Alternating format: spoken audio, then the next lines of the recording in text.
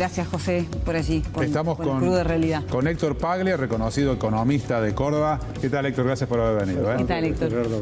Bueno, una película que ya hemos visto, pero ¿es igual o diferente a las anteriores, Héctor? Bueno, cada época de la historia de un país tiene sus especificidades y indudablemente que tratar de comparar con otros momentos a lo mejor es un ejercicio intelectual, pero lo importante acá es ver dónde estamos parados, qué es lo que se ha anunciado y cuáles son las situaciones que avisoramos en el corto y en el mediano plazo. En el largo plazo todavía no lo podemos analizar, así que yo creo que en eso hay que centrarse. Es un momento muy difícil, ustedes lo han estado cronicando, la gente está viendo un tsunami que se le viene en materia de precio, en materia de pérdida de poder adquisitivo y bueno, ¿qué significa todo esto? Bueno, si hablamos de pro y contras de lo anunciado ayer, pro podría ser que el dólar blue, por ejemplo, no se terminó disparando y que me parece que todo se encamina hacia una unificación.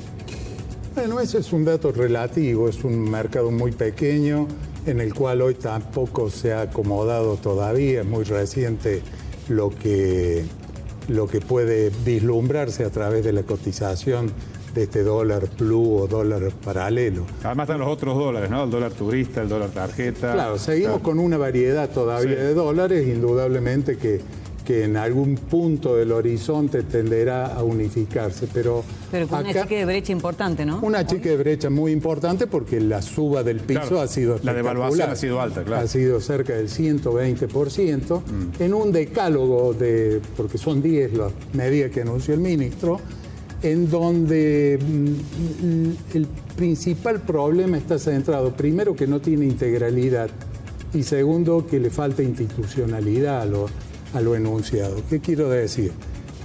No tiene integralidad porque era de esperar, porque Argentina lo necesita no desde ahora, sino desde hace muchos años, un plan integral en materia económica. Es decir, no solamente que se diga que estamos muy mal, la gente lo vive diariamente, sino también mostrarle la luz al final del túnel. Es decir, cuál es la salida productiva, cuál es la salida de crecimiento que va a tener todo este ajuste, o si este ajuste se va a agotar en sí mismo para cumplir con los compromisos de deuda que tiene el país.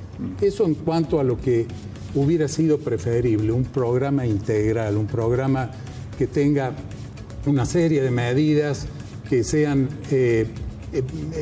coadyuvantes entre sí y que lleven a este tipo de solución.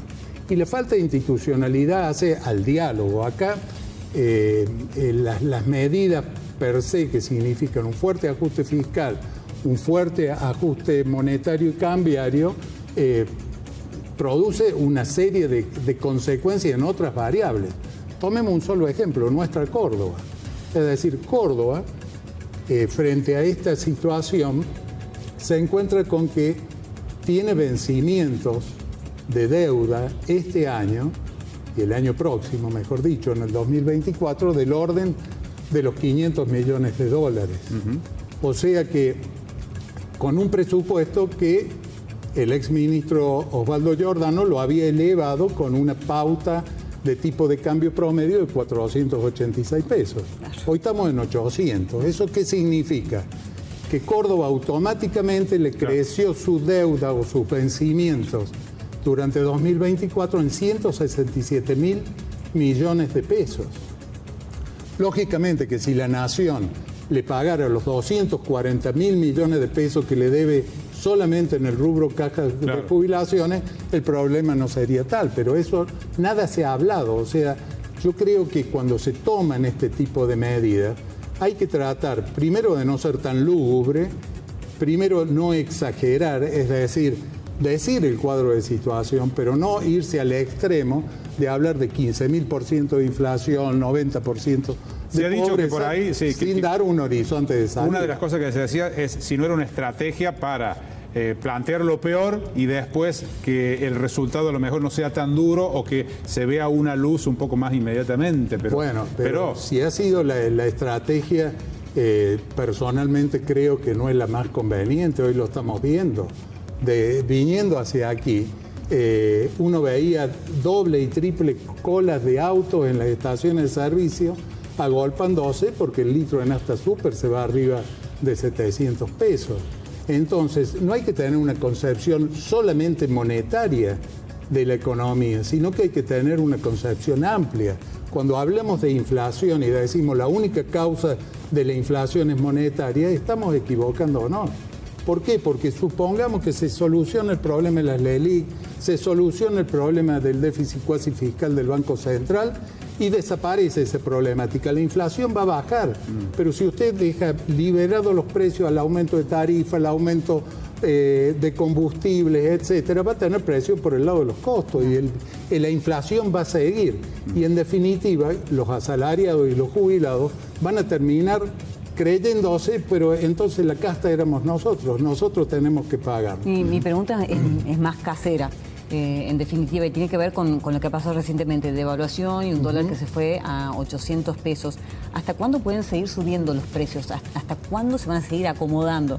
Combustible, medicamento, alimentos. Bueno, Cruz, esa es una muy buena pregunta. Yo creo que va a haber una autorregulación precisamente porque la gente no va a poder comprar más de una cosa. Pero hoy veía el reportaje que hacían a esta farmacéutica que decía la gente no se va, y Gerardo lo señalaba bien. La carne a lo mejor podemos decir la sustituimos por otra cosa o comemos menos carne, pero los medicamentos son indispensables. Entonces, todas esas cuestiones que hace al ser humano, yo creo que tiene que internalizarse en la economía, y más quien tiene la responsabilidad de conducir. Si no, simplemente estamos diciendo, bueno, estamos tomando estas medidas, vamos a tener un superávit, vamos a lograr este recorte, si es que pasan todas las leyes, si es que no hay un estallido social, si es que se dan todas las condiciones. ¿Pero para qué? ¿Para tener un superávit primario para pagar solamente los compromisos de deuda externa? ¿O porque queremos que la Argentina crezca, que es la única salida? Lo decíamos y lo hemos dicho siempre, la única salida de Argentina es probar algo que nunca se ha probado hasta ahora, que es gobernar con inversión.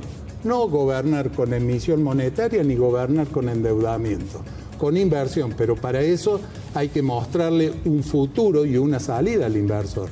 Hoy el inversor ve esta realidad de Argentina y ve lo que se ha anunciado solamente, más una situación política de debilidad frente a las leyes que va a haber que mandar, que lo hemos visto, lo hemos palpado. Ha habido dificultad para nombrar las autoridades del Senado de la Nación. Así es. Entonces, para poder sesionar, para poder llevar adelante las leyes, hay que tener un programa integral. Yo creo que la población que masivamente se ha volcado a las urnas votando por uno u otro candidato, respetando todos los colores políticos, está la obligación de todo el arco político y quienes tienen la responsabilidad de conducir, no de tirar un decálogo de ajuste que provoca lo que estamos viviendo en estos días, sino un programa integral que nos llame al sacrificio, que nos llame a corregir cuestiones de vieja data como es el déficit fiscal, quizás la génesis de gran parte de los problemas que tenemos, pero no podemos olvidarnos del ser humano, es decir, no podemos dejar de lado el ser humano y la necesidad de inversión que tiene un país. Para eso hay que crear confianza, hay que crear empatía, y para eso hay que decir, señores, vamos por acá, pero por acá vamos para llegar allá, y allá nos vamos a encontrar con este panorama que es de mayor inversión, puestos genuinos de trabajo, eliminaciones de planes porque va a haber trabajo genuino. Héctor, muchísimas gracias. No, al contrario, un gusto. Un placer. Bueno, gracias. Y lo mencionaba recién, ¿no? El tema de la institucionalidad y las dificultades para obtener cuáles son las autoridades del Senado, ¿no? De la Cámara Alta, donde hoy hubo una sesión muy tensa. Bueno, una sesión a propósito, convocada para poder elegir justamente las autoridades, y de hecho Bartolomé Abdala, que es puntano, es quien va a tener a su cargo la presidencia provisional del Senado. El tercero en la línea de sucesión, en definitiva.